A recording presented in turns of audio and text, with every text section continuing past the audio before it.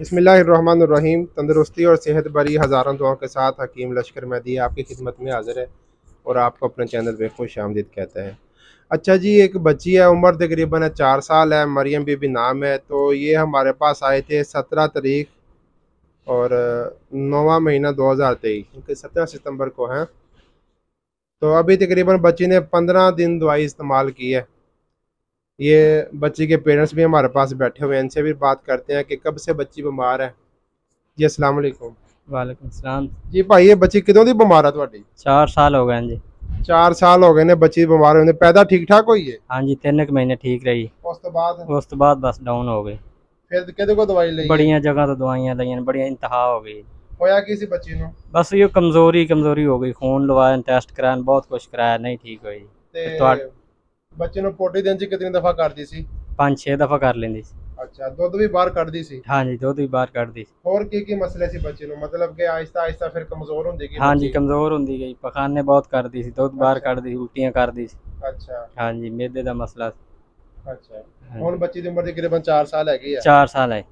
ਅੱਛਾ, 15 ਦਿਨ ਦਵਾਈ ਇਸਤੇਮਾਲ ਕੀਤੀ ਹੈ ਤੇ ਬੱਚੀ ਦੀ ਹੁਣ ਕੰਡੀਸ਼ਨ ਕਿਵੇਂ ਹੈ? ठीक है जी, हुण काफी ठीक है जी, बेहतर है। ਹੁਣ ਪੋਟੀ ਕਿੰਨੀ ਦਫਾ ਕਰਦੀ ਹੈ? हुण तो 1 दफा कर दी है जी। ਤੁਸੀਂ 15 ਦਿਨ ਦਵਾਈ ਇਸਤੇਮਾਲ हाँ ਕਰਵਾਈ जी, ਹੈ? 15 दिन इस दवा। ਪਹਿਲੇ ਬੱਚੇ ਦਾ ਵਜ਼ਨ ਅਸਾਂ ਨੋਟ ਕੀਤਾ ਸੀ 5 ਕਿਲੋ 710 ਸੀ ਤੇ ਹੁਣ ਕਿੰਨਾ ਹੋ ਗਿਆ? ਹੁਣ ਹੋ ਗਿਆ ਜੀ 5 ਕਿਲੋ 980। 980 ਗ੍ਰਾਮ, ਯਾਨੀ ਕਿ ਤਕਰੀਬਨ 270 ਗ੍ਰਾਮ ਵਜ਼ਨ ਵਧਿਆ। 270 ਪਾਈਆਂ ਗ੍ਰਾਮ ਨਾਲੋਂ ਜ਼ਿਆਦਾ ਵੱਧ ਗਿਆ ਪਾਈ ਵਜ਼ਨ। ਨਾਲ ਜ਼ਿਆਦਾ ਵੱਧ ਗਿਆ। ਉਵੇਂ ਬੱਚੀ ਹੁਣ ਪੋਟੀ ਠੀਕ ਕਰਦੀ ਹੈ? ਹਾਂ ਜੀ, ਠੀਕ ਕਰ ਰਹੀ। ਖਾਂਦੀ ਪੀਂਦੀ ਬਿਲਕੁਲ ਠੀਕ ਹੈ? ਖਾਂਦੀ ਪੀਂਦੀ ਬਿਲਕੁਲ ਠੀਕ ਹੈ, ਬੈਠ ਜਾਂਦੀ ਜੀ, ਹੁਣ ਤਾਂ ਕਹਿੰਦੀ ਮੈਨੂੰ ਬਿਠਾਓ। ਪਹਿਲੇ ਬੈਠਦੀ ਸੀ? ਨਹੀਂ ਬੈਠਦੀ, ਲੇਟੀ ਰਹਿੰਦੀ ਸੀ। ਲੰਮੀ ਪਈ ਰਹਿੰਦੀ ਹਾਂ ਸੀ? ਜੀ। ਚਿੜਚਿੜਾਪਨ, ਗੁੱਸਾ ਕਰਦੀ ਸੀ? ਬਹੁਤ। ਅੱਛਾ, ਹੁਣ ਉਹ ਵੀ ਘੱਟ ਹੈਗਾ? ਹੁਣ ਉਹ ਵੀ ਘੱਟ ਹੈ, ਕਾਫੀ ਘੱਟ ਹੈ ਜੀ। ਪਹਿਲੇ ਪਿਸ਼ਾਬ ਛੋਟਾ ਕਿਵੇਂ ਕਰਦੀ, ਜ਼ਿਆਦਾ ਪੀਲਾ ਕਰਦੀ ਸੀ? ਪੀਲੇ ਰੰਗ ਦਾ ਕਰਦੀ ਸੀ, ਦਿਹਾੜੀ 'ਚ ਕਿਤਨੀ ਦਫਾ ਕਰਦੀ। ਤੇ ਹੁਣ ਪਿਸ਼ਾਬ ਕਿਵੇਂ ਕਰਦੀ ਹੈ? ਹੁਣ ਤਾਂ ਸਫੈਦ ਕਰਦੀ। ਪਿਸ਼ਾਬ ਸਫੈਦ ਕਰ, ਯਾਨੀ ਕਿ ਹਰ ਲਿਹਾਜ਼ ਨਾਲ ਬੱਚੀ ਹੁਣ ਠੀਕ ਹੈ ਠੀਕ ਤੁਹਾਡੀ? ਹੈ ਜੀ, ਅੱਛਾ ਕਾਫੀ ਫਰਕ ਹੈ ਜੀ। ਅਸੀਂ ਬੜੇ ਖੁਸ਼ ਹਾਂ ਜੀ ਹੁਣ। ਅੱਛਾ। ਤੁਹਾਨੂੰ ਪਤਾ ਕਿਸ ਤਰ੍ਹਾਂ ਲੱਗਿਆ ਮੇਰਾ ਇੱਥੇ ਦੁਆ ਹਕੀਮ ਸਾਹਿਬ ਬੈਠਦੇ ਨੇ ਤੇ कैसे ਮੈਂ ਮੋਬਾਈਲ ਤੇ ਵੇਖਿਆ ਜੀ, ਟਿਕਟੌਕ ਤੇ अच्छा ਦੇਖ ਕੇ ਫਿਰ ਤੁਹਾਡਾ ਨੰबर ਲਿਆ ਤੇ ਕਾਲ ਕੀਤੀ ਫਿਰ। अच्छा अच्छा। ਹਾਂ जी। ये जी भाई ना वियाड़ी से आए थे हमारे पास। तो बच्ची को सोखड़े की शिकायत थी। बच्ची दिन में कमो पेश 5 से 10 बार ना पोटी कर लेती थी, पतली पानी जैसी। दूध भी बाहर निकालती थी। हमने पहले वज़न भी किया था बच्ची का। आज जो वज़न किया है वो 5 किलो 980 ग्राम हुआ है। भाई को दिखाया हमने करके, तकरीबन 270-80 ग्राम जो है ना बच्ची ने 15 दिनों में वज़न अपना बढ़ाया है। पहले बच्ची यूरिन भी पीले रंग का दिन में कई बार करती थी, अब वो भी ठीक है, बच्ची की जिस्म भी ठीक है और आहिस्ता आहिस्ता इंशाल्लाह बच्ची है ना ठीक होना शुरू हो गई है। अब वालिदैन जो हैं वो भी बहुत खुश हैं, इलाज से मुतमिन भी हैं।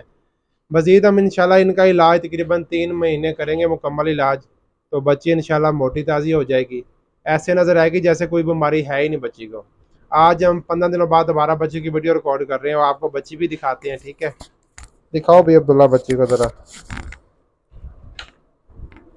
ये बच्ची है जी माशाल्लाह, ये देखो भी, ये देखो माशाल्लाह। अब चेहरा काफ़ी हद तक प्यारा भी हो चुका है। अब लगता नहीं है कि बच्ची को कभी सोकड़े की शिकायत थी। दूध वगैरह, गज़ा वगैरह भी बच्ची माशाल्लाह बिल्कुल ठीक, मतलब कि पीती खाती है। सर के बाल भी हैं ठीक है, चेहरा भी ठीक है माशाल्लाह। ये बच्ची की हाथ देखिए अब माशाल्लाह ना। हाँ, पहले किसी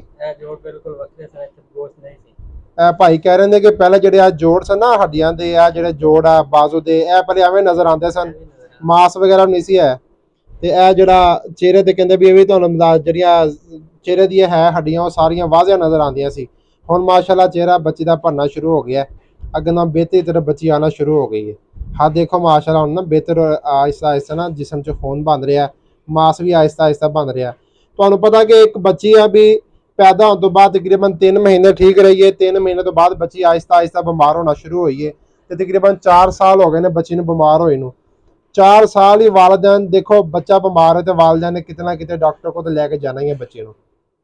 ये भजते ही रहे ने, कभी किस डॉक्टर को तो कभी किस डॉक्टर को, बहुत सारे इलाज करवाए ने। हुण जाके जी है ना बच्ची बेहतर होना शुरू हुई है। बच्चे का पाँव देखो, पहले हड्डियां इस तरह वाजे नजर आती सन, पाँव से माशाल्लाह मास आहिस्ता आहिस्ता आना ना शुरू हो गया।